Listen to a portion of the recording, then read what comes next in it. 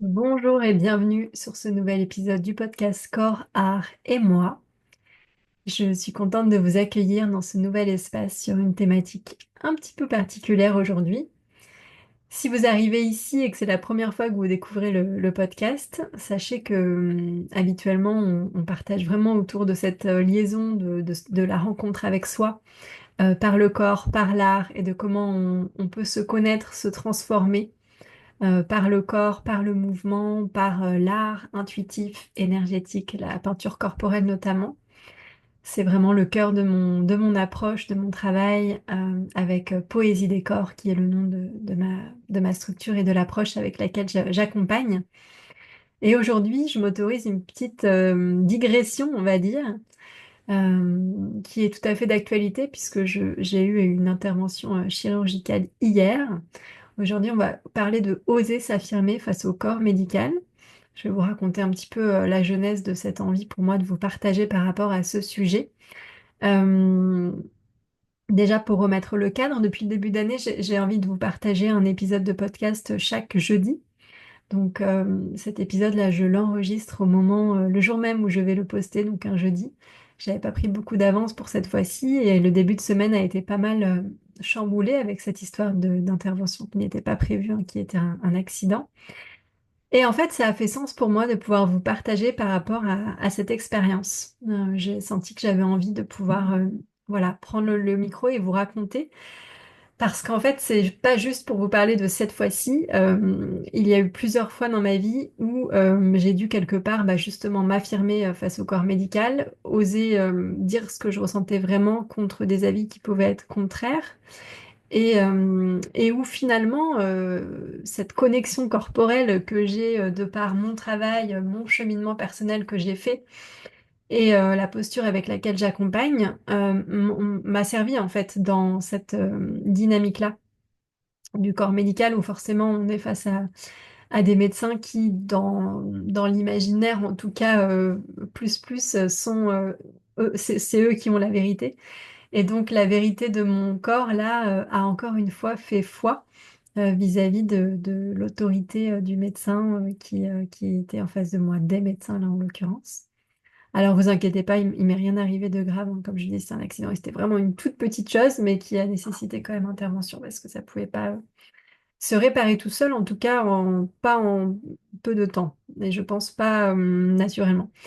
Je vais faire deux petits disclaimers, on va dire. Alors, le premier, c'est que je suis pas du tout contre la médecine, en aucun cas. Simplement, là, je partage mon vécu par rapport à des expériences qui ont été, voilà, qui ont été questionnantes pour moi, ou en tout cas, j'ai cheminé par rapport à justement ce que je ressentais moi et ce qui était donné comme information à l'extérieur. Euh, Après, moi, j'ai fait des études de naturopathie, donc j'ai aussi ce regard-là sur le corps, qui fait que je ne suis pas forcément en lien sur tout ce qui est proposé par la médecine, dans le sens où, par exemple, en naturopathie, on va toujours chercher la cause quand il y a un symptôme, la cause est remontée à la cause de la cause. C'est ça qui m'intéresse aujourd'hui et c'est vrai que je suis pas pour, par exemple, les médicaments contre tout plein de choses. Voilà, mais en tout cas, je ne suis pas contre l'ensemble des médicaments et pas contre l'ensemble des médecins, bien évidemment. Euh, et voilà, et deuxième petite chose, mais je vous l'ai déjà dit, donc c'est pas le cœur de mon travail, bien sûr. Je ne suis pas là pour vous enseigner comment vous reconnecter à votre corps pour pouvoir vous affirmer face au corps médical, mais en fait, c'est un bon exemple de à quoi ça mène en fait d'avoir une connexion forte à son corps quand on l'a développé et bien affirmé, et ben du coup, on a cette connaissance intérieure de soi, de son ressenti, et cette manière de mener sa vie qui peut nous permettre voilà, de cheminer avec beaucoup plus d'aisance, et même sur le plan de la santé. Voilà un petit peu pour cette introduction. Donc en gros, je vais vous parler de trois histoires qui me sont arrivées. Euh, et où j'ai eu besoin, du coup, où je me suis servie, on va dire, c'était pas tellement un besoin, où je me suis servie, ou en tout cas la connexion à mon corps et à ce que je ressentais était telle que j'ai pu affirmer et donc réagir en fonction de ce que je sentais. Et du coup, de ce qui était la vérité, puisque le corps ne ment pas, mais le corps ne ment pas pour tout en fait. Donc aussi pour les blessures et c'est pas simplement sur le plan émotionnel. Donc il y a plein de choses qui peuvent se passer à l'intérieur du corps. Il faut savoir que moi j'ai énormément cheminé ces dernières années. Je n'étais pas du tout connectée à mon corps et c'est pour ça que je fais ce travail aujourd'hui, que j'ai eu un grand vide et un grand endroit où je sentais que ça me... Enfin, c'est même pas que ça me manquait parce que je savais pas que ça existait. Que c'était possible, mais en tout cas, j'ai eu cette recherche qui est partie d'une recherche voilà, un peu de sens de la vie et de sentir que finalement le mouvement, c'était l'endroit où je me sentais bien, où mon corps était vivant, où je sentais des choses à l'intérieur, etc. Donc je suis passée d'un état où j'étais complètement déconnectée de mon corps à aujourd'hui où j'ai une sensibilité très fine de ce qui se passe à l'intérieur de moi et qui me permet de naviguer ma vie d'une toute autre manière, dont dans lesquels que je vais vous raconter, mais de manière générale aussi. Euh, et je vous le disais tout à l'heure, donc j'ai étudié la naturopathie pendant 1 an et demi au Sénato à Paris. Je savais que je voulais pas devenir naturopathe, mais je savais que j'avais besoin de cette formation. Et finalement, cette formation, elle me donne aussi des clés immenses pour la vie. C'est d'une préciosité, voilà, qui est vraiment immense que d'avoir fait ces études-là parce que j'ai cette connaissance du corps. Alors bien sûr, j'ai oublié énormément de choses puisque je ne pratique pas au quotidien dans les détails. Mais je connais le corps humain, j'ai étudié plein de choses et du coup, ça me permet aussi de pouvoir encore plus faire confiance à mon corps, je crois. Voilà pour cette introduction. Je vais vous parler des 3 histoires différentes du coup et puis vous expliquer un petit peu du coup comment ça s'est passé. Et encore une fois, c'est vraiment, voilà, c'est vraiment l'idée que j'ai aujourd'hui de faire ce podcast et cette intention, Euh, c'est vraiment vous partager à quel point ça a été fondamental pour moi de sentir que cette connexion à mon corps et d'écouter mon corps m'a permis de prendre les bonnes décisions pour moi en fait. Et ce que j'ai envie de partager ici, c'est pas simplement des histoires pour raconter des histoires, mais euh, c'est que voilà, le corps permet dans des situations concrètes aussi, de prendre des actions pour soi. Et là, on parle de la santé, de choses qui peuvent être importantes sur un plan de la santé. Mais évidemment, c'est aussi pour toutes les décisions de sa vie, en fait, de venir sentir ces grands oui, ces grands non à l'intérieur, ces grandes sensations corporelles qui permettent de s'orienter. Moi, la plupart des femmes avec qui je travaille, ce sont des femmes qui sont accompagnantes, qui sont thérapeutes, qui sont coachs, donc qui créent leur vie sur tous les plans, notamment sur le plan pro, avec voilà, plein de questionnements et même créer sa vie sur tous les plans, où est-ce que j'habite, quel est mon rythme de vie, etc. Et cette connexion au corps, elle permet à tous les niveaux et dans toutes les sphères de vie de mieux mener sa vie, en tout cas d'être à l'écoute de son ressenti vrai à l'intérieur et de ce que dit son corps. Donc c'est ça l'idée et l'intention aujourd'hui dans ces partages. Voilà, donc pour vous raconter un petit peu ce qui s'est passé pour moi ces derniers jours, j'ai fait une randonnée ce dimanche dernier. Et, euh, et pour le coup, j'ai pas écouté mon ressenti à un moment donné. En gros, j'étais avec une amie, on était en randonnée et puis il y avait des chevaux qui étaient sur le chemin qu'on voulait traverser, qui était un petit chemin, donc il y avait assez peu de place pour... Si on passait derrière les chevaux, c'était vraiment juste derrière eux. Et il y avait un petit aussi. Et souvent, les animaux sont assez protecteurs quand il y a leur petit qui est avec eux, donc on n'était pas forcément à l'aise de passer juste derrière eux, sachant qu'il n'y avait pas de place sur le chemin. Mais je le sentais pas trop de passer. En fait, mon ami a du coup a décidé de passer sur un petit rebord, enfin sur voilà sur le côté devant les chevaux. C'était pas du tout un sentier qui était balisé, mais il y avait comme un petit espace où on pouvait passer et je le sentais pas. Je voyais que ça glissait un peu, que c'était tout petit, qu'il y avait des arbres. J'ai eu mon regard qui s'est fixé sur des arbres avec des grandes épines. Ça semblait pas très accueillant. Et j'ai pas écouté ce truc à l'intérieur de moi qui disait non, comme quoi il y a des fois, vous voyez, je n'écoute pas. Alors c'est vraiment un apprentissage de tous les instants que d'écouter tout le temps ça. Et j'y suis quand même allée. Donc je l'ai suivi sur ce petit endroit qui glissait avec ces arbres et ces grosses épines là. Et en fait, bah j'ai glissé. et du coup, je me suis rattrapée à ce fameux arbre avec ses énormes épines que sur lequel j'avais un peu, enfin, j'avais comme vraiment eu cette vision très forte de cette épine. Enfin, ça m'était resté à l'intérieur de mes yeux, de mon système. J'avais bien vu, donc comme si je savais déjà ce qui allait se passer quelque part. Et évidemment, j'ai glissé, au lieu de glisser et de tomber, je me suis rattrapée dans un réflexe et j'ai mis ma main exactement là où il fallait pas et j'ai eu une énorme épine du coup qui m'est rentrée dans la main. Alors ça peut paraître rien, vous vous dites peut-être je suis allée à l'hôpital pour une épine dans la main. C'est vrai qu'on a souvent des épines dans la main, mais enfin régulièrement ça peut arriver, mais en tout cas celle-ci, elle était absolument immense. C'est pour ça que ça s'est fini par une action chirurgicale carrément pour aller la retirer. Donc elle faisait 6-7 cm de 6-7 mm de longueur, enfoncée à 2 mm sous la peau, sous la surface de la peau, donc elle était invisible, on voyait rien. Elle était tellement profonde qu'on ne la voyait absolument pas en surface. Et par contre, c'était très douloureux. Et puis j'ai senti tout de suite, en fait, j'avais repéré comment c'était, et j'ai senti, ça se sent en fait quand quelque chose rentre dans son corps, on le ressent. Surtout quand on est absolument connecté à son ressenti corporel. Et en fait, ce qui s'est passé, c'est que tout de suite, j'ai essayé de la faire sortir, mais on voyait rien, il n'y a rien qui sortait, etc. Donc, bon, c'était peut-être pas la meilleure chose à faire parce que peut-être ça l'a enfoncé un petit peu plus, mais peu importe, en tout cas, à ce moment-là, c'était ça. Et en fait, le jour même, finalement, j'ai senti tout de suite l'impulsion d'aller aux urgences ou d'aller à la pharmacie de garde. Je pense que la pharmacie n'aurait rien fait et les urgences à ce stade, peut-être pas non plus. Bref, j'avais décidé de rentrer à la maison et de faire un peu des méthodes type de mettre de l'argile de l'argile verte sur la plaie pour que ça puisse attirer les chardes. C'est une action qui est possible, mais si elle est petite en fait. Euh, donc j'ai fait ça le dimanche et le lundi, voyant que c'était très gonflé, chaud, rouge, je suis allée en premier lieu à la pharmacie qui m'ont indiqué un médecin d'urgence. Et là, premier médecin qui ne me croit pas en fait qu'il y a quelque chose dedans. Parce qu'effectivement, ça ressemblait de l'extérieur à une égratignure. Mais en fait, il y a ce qu'on voit et il y a ce qu'on sent. Et moi, je savais très bien ce qui était à l'intérieur. Et bon, pour autant, c'était gonflé, rouge, chaud.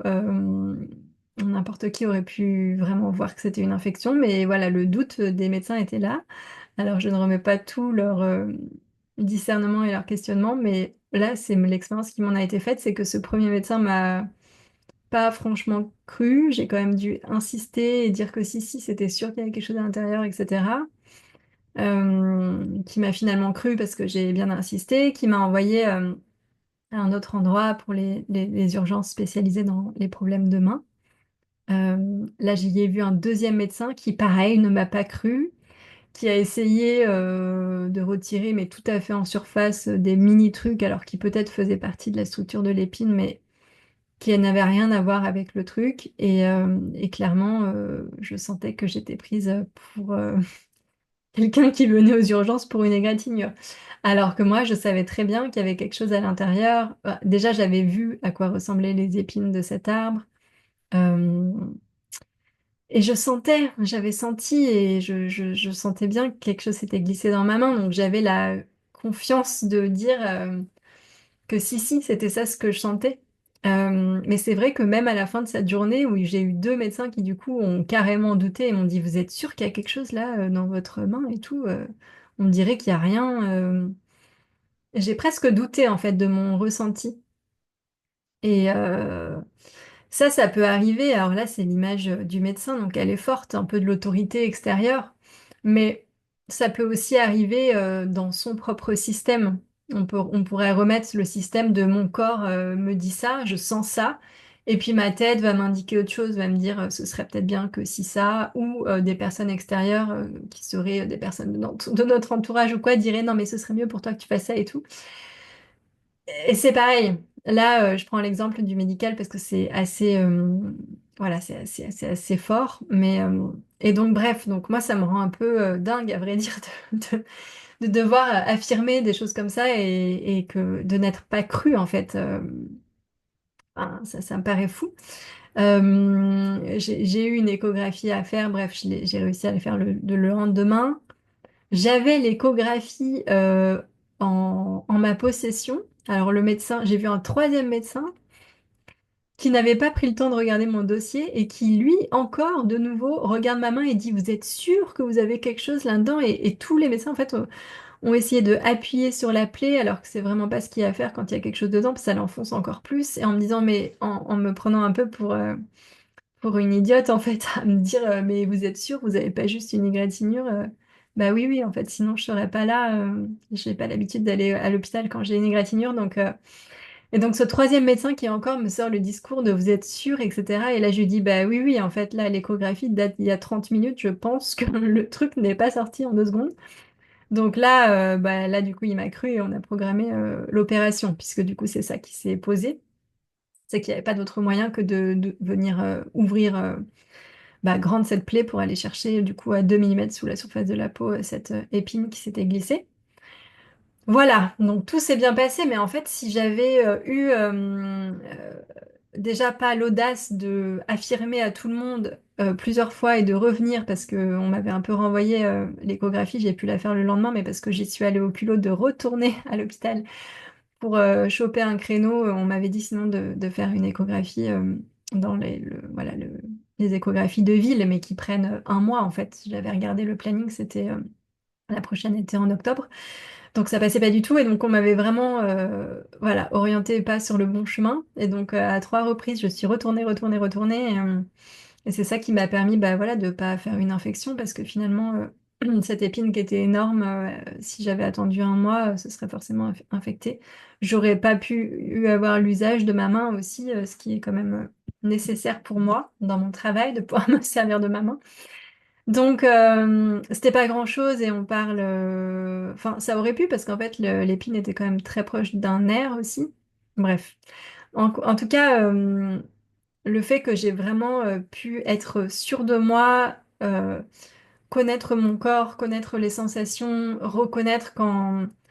Là, il y a eu cet impact qui a vraiment eu quelque chose qui a pénétré dans mon corps, que j'en étais sûre en fait que j'avais senti et que on pouvait pas enlever ça. Ça m'a permis de m'affirmer à fond et d'aller au bout et que ça se passe bien pour moi. Je pense que si on n'a pas cette capacité à venir vraiment se centrer, se sentir, alors on peut être un peu influencé par les autres à l'extérieur. Et encore une fois, je parle des médecins, mais ça peut être dans d'autres types de situations, d'autres choses. Voilà un petit peu. Donc, vous avez l'histoire de ce qui s'est passé pour moi. Je vais vous raconter 2 autres histoires.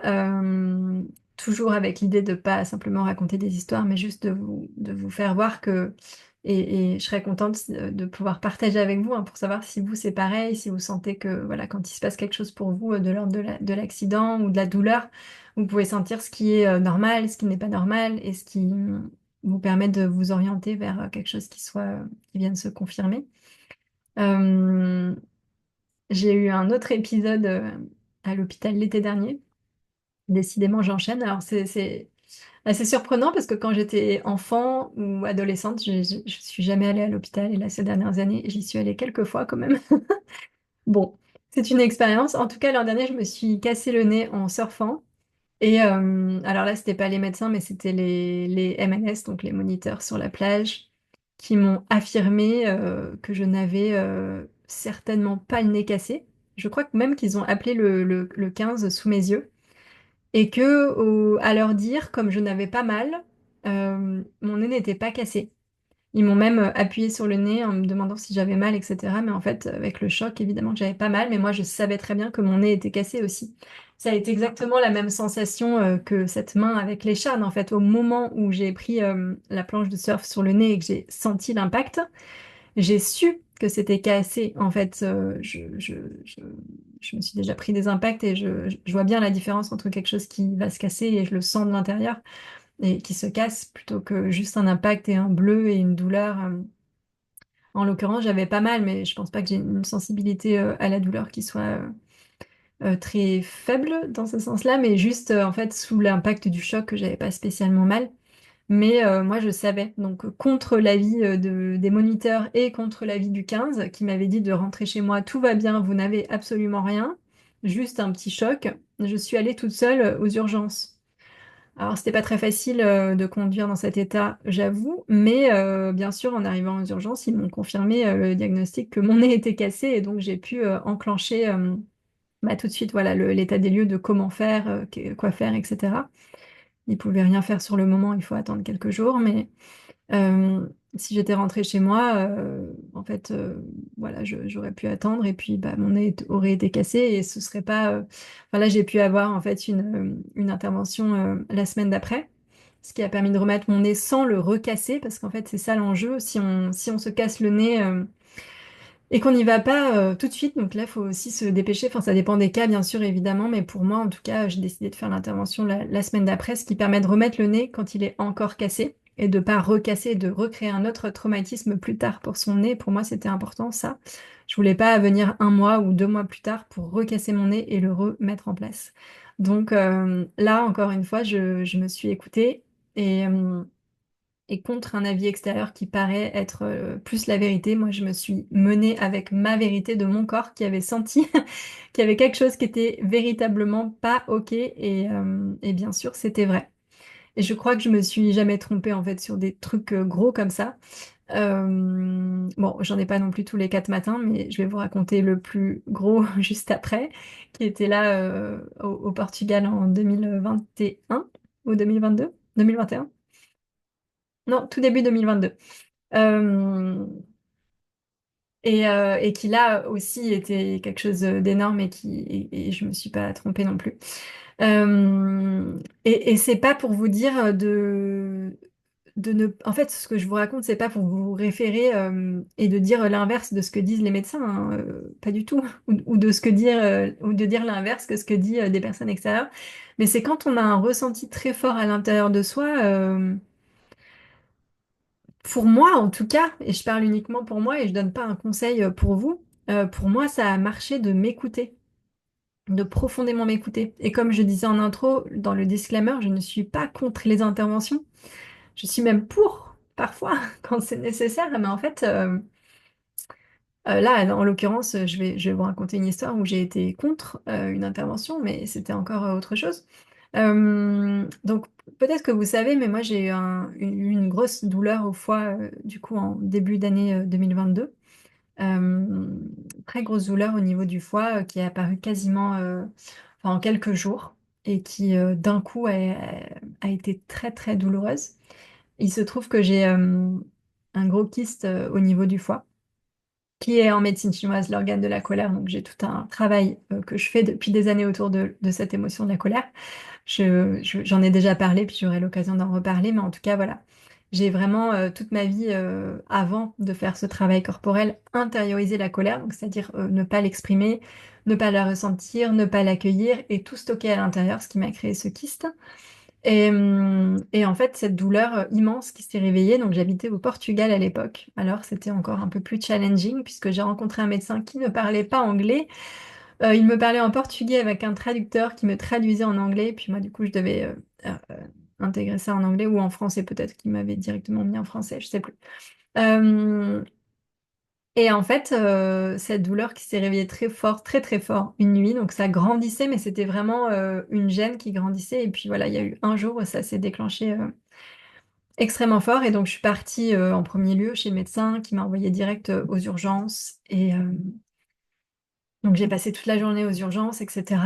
Et en fin de journée, je rencontre un médecin. Donc j'avais eu une échographie, je crois, à ce stade. Et je ne sais pas pourquoi, comment la lecture de l'échographie s'est faite de telle ou telle manière, mais le médecin que j'ai eu en face de moi m'a affirmé qu'il fallait intervenir sur ma vésicule biliaire et l'enlever tout de suite, et que c'était ce soir même, je ne pouvais pas rentrer chez moi, c'était dangereux de rentrer chez moi, et il fallait qu'il intervienne tout de suite.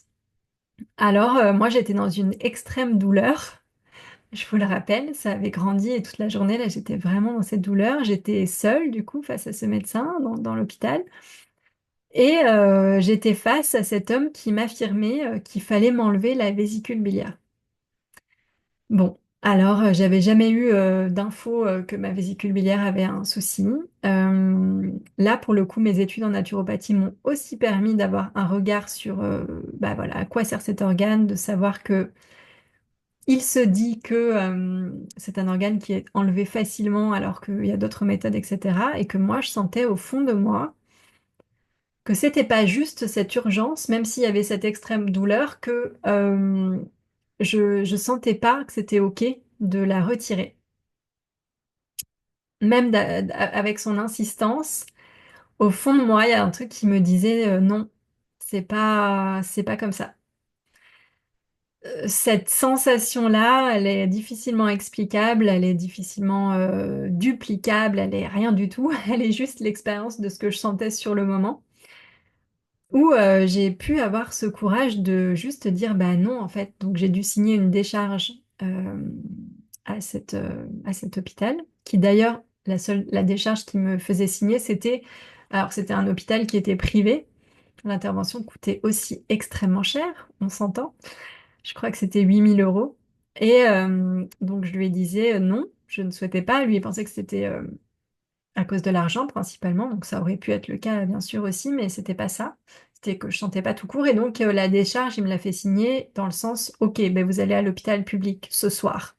Donc il y avait toujours cette notion de peur et de extrême urgence et tout. Et moi, je sentais que ça résonnait pas à l'intérieur de moi. Je n'étais pas en lien avec ça. Ça me disait pas oui, il y a une urgence. J'avais quand même très très mal, mais ça me disait pas oui, il y a une urgence. Donc c'est très difficile et c'est délicat ces cas-là. Donc voilà, j'en fais pas une histoire universelle. Mais bref, je suis rentrée chez moi ce soir-là, toujours au Portugal. J'ai une amie qui est venue, qui était aussi naturopathe à la maison. On a pu appeler des personnes de sa famille qui étaient médecins. C'était chouette aussi d'avoir d'autres regards de personnes, d'un avis médical autre, même sans me voir, mais juste en parlant, voilà. Et puis finalement, j'ai pris l'avion le lendemain pour rentrer en France pour aller consulter un autre médecin qui puisse me parler français, ou voilà. Et en arrivant en France, c'était dimanche, donc j'ai pu aller aux urgences, mais il n'y avait pas d'échographie, etc. Donc j'ai dû encore attendre le lundi. Et il se trouve que ma vésicule biliaire n'avait absolument rien. Voilà. Donc, en fait, voilà, j'étais sûre que il n'y avait pas d'urgence en fait. Même s'il y avait une énorme douleur, il n'y avait pas d'urgence pour moi. Et puis cet organe finalement s'est révélé absolument sain et OK. Donc je ne sais pas ce qu'ils ont pu déceler sur leur échographie au Portugal.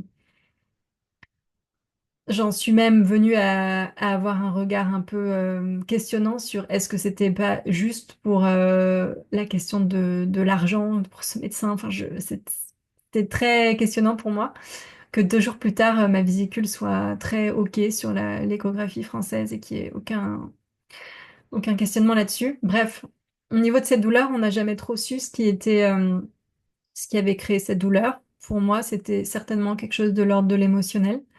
Parce que parce qu'il se passait un truc très très fort pour moi à ce moment-là au niveau émotionnel, là, sur les jours précédents et le jour même où j'ai eu cette grosse douleur. Quelque chose de l'ordre justement autour de la colère. Depuis cet événement-là, je sens cet endroit de mon corps uniquement quand il y a des émotions très fortes et quand on dépasse mes limites et quand on est dans quand l'émotion de la colère se réveille. Donc voilà, il y a peut-être eu quelque chose de physique aussi, peut-être que le kyste a saigné ou autre. C'était des suppositions qui ont été faites au niveau médical, mais en tout cas pour moi c'était certainement principalement émotionnel. Et ma vésicule allait très bien. Voilà. Donc 3 histoires ces dernières années où j'ai été confrontée finalement au corps médical pour des choses importantes et où j'ai osé m'affirmer, euh, voilà, dans ce que je sentais, dans un sens comme dans l'autre. Quand je sentais qu'il y avait quelque chose, il y a quelque chose, on va au bout de ce quelque chose. Et quand je sentais que c'était pas ça, eh ben non, on n'enlève pas un organe pour rien en fait. Donc voilà, donc je suis contente de pouvoir vous partager ça. Ces 3 différentes histoires qui, selon moi, si elles m'étaient arrivées plus tôt dans ma vie, j'aurais pas du tout pu sentir tout ça. ni dans un sens ni dans l'autre. Voilà, j'avais pas cette connaissance fine de mon corps qui pouvait me permettre de m'écouter, de sentir, de savoir, de prendre soin. Et ça fait partie, en fait, tout ça de ce que je propose, de mon regard sur le monde, de la vision que j'ai avec l'approche poésie des corps que je fais grandir. Euh, la peinture corporelle, par exemple, ça permet vraiment, même à des personnes qui n'ont pas d'habitude ce lien corporel fort, de venir avoir des ressentis très forts, de se laisser surprendre par ces messages qui viennent de l'intérieur, par cette intuition qui est là. Et voilà, donc on n'est pas simplement là, dans ces histoires, on n'est pas simplement, entre guillemets, parce que je dis simplement alors que ça n'est pas, mais disons que la base, la santé, ça reste quand même la base. Si on veut se transformer, évoluer, se connaître, s'ouvrir à sa créativité, sa liberté, à l'expression de soi, c'est super, mais c'est vrai que pour ça, il faut être en santé. Donc ça fait aussi partie, le corps, hein, c'est notre véhicule terrestre pour toutes les expériences de vie. Et la santé, et sur le plan de la médecine, bah, ça fait partie aussi de...